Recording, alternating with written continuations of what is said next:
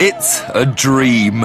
In one garage, you keep a 240-mile-an-hour legend, the McLaren F1.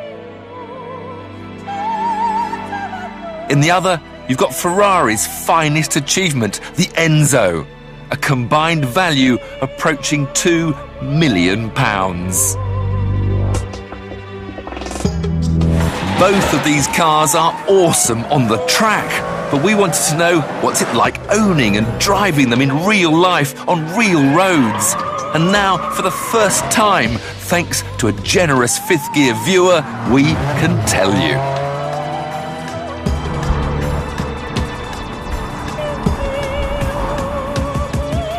Chris Palmer is a self-made man who sees these delicious supercars as investments as much as toys. Probably, for me, they're as good as it gets. The McLaren is probably a bigger adrenaline pump. The Enzo, if anything, is a little bit easier to drive. Insurance, running costs? I don't back horses, so it's a vice that can be cheaper than gambling. With the cars back-to-back, we'll be able to tell you which gives the biggest thrill, which is the most expensive to run, and which drives the best. Come on, this is our Enzo for a day. There's nothing like this in the supercar world. This is the supercar that looks more like a spaceship than any other. It's just stunning. And the closer you get, the more... I don't know, the more you want to open the door.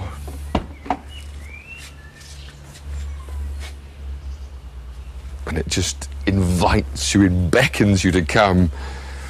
But the contrast is immediate from the stunning exterior to the almost basic functional interior.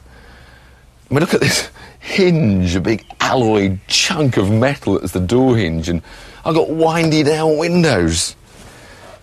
No carpets. Spend all that money and no carpets, but you don't care because you see things like race and mode set. Then you see start. Then you see a key.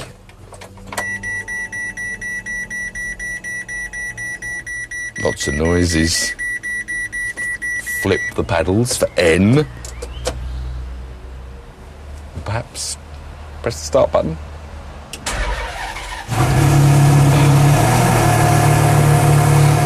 My heartbeat's just got up about 50 beats, and that is coming through the seat into my back and into my spine, tingling up into my brain. And I haven't even touched the throttle pedal yet.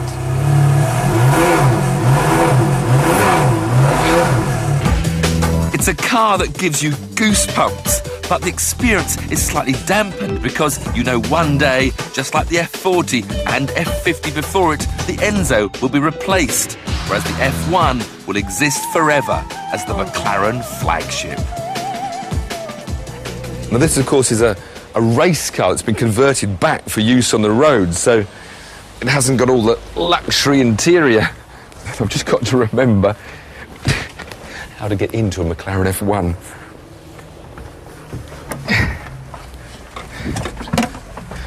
But once inside that brilliant driving position that Gordon Murray created, no beautiful dials in front of me, a race-spec dashboard, and this whole bank of carbon fibre surrounded switches. Time for some noise. Well, music to me. Full race-spec master switch. Ignition. Fuel pumps on.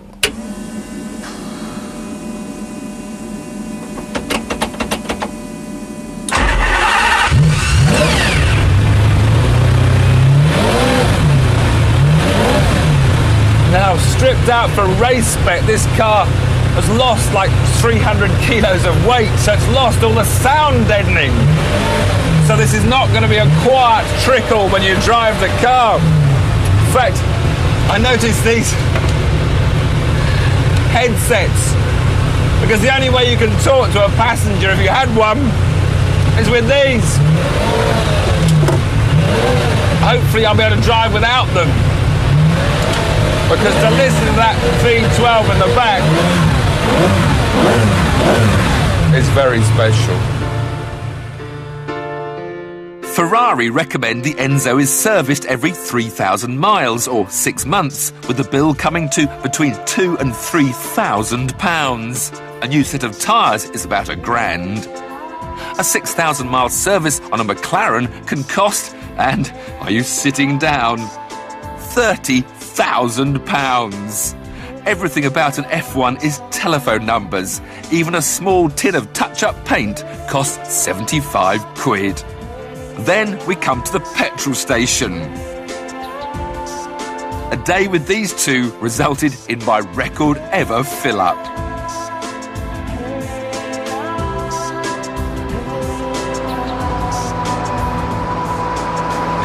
Now, whereas the Enzo does about 15 miles to the gallon, with the McLaren, you're going to be stopping at these fuel stations a bit more often, because this car in this specification does about 6 miles to the gallon.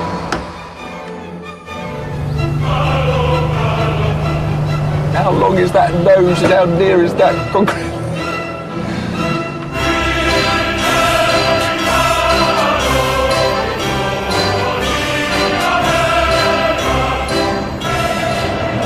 The funny thing is I've now done some proper mileage in an Enzo, and it's nothing like what I thought it was. It's not an animal at all. It's calm, it's relaxed, it doesn't spur you on. It's a very pleasant cruiser. And I think the reason why you feel so relaxed is the fact that you know there's so much extra performance available. You're never going to get anywhere near its limits on the public roads if you don't bother to try. But I guess there's one button I've got to try, and that's the race button. Just to see how different it feels, because it does sharpen up the engine and the suspension. So we'll just have it in the rev band 3, then just press it and... Oh! The steering is now, sharpened a tad. The gear change should be a bit quicker. Suddenly I feel a bit egged on. It's amazing what a difference one button can make.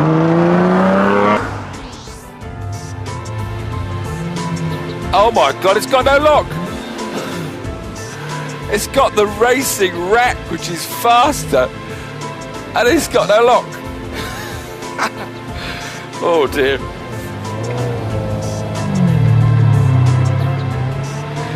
I thought I'd drive this without this headset on, but it is so noisy, especially with the gearbox. In fact, if I didn't have this on, you wouldn't hear me speak.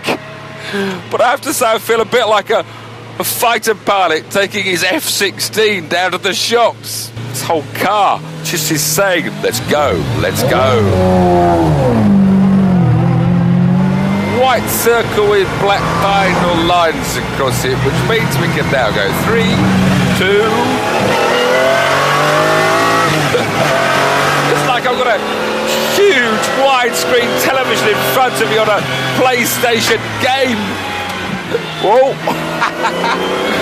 Oh, it's going to get me into trouble. This car is going to get me into trouble. I think these headsets on, it makes me feel more like I'm in a racing car. I've got my crash helmet on, I'm in racing mode. I probably need to take them off in order to calm myself down, to listen to all the... to listen to all the noises of the car.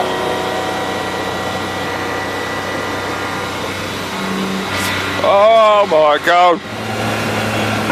But getting back into McLaren is reminding me what supercars should all be about.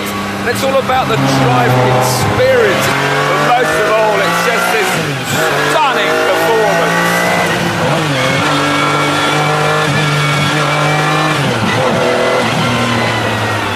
Because I'm sitting in the most exciting, I say this again, the most exciting road car ever built. You're still the baby.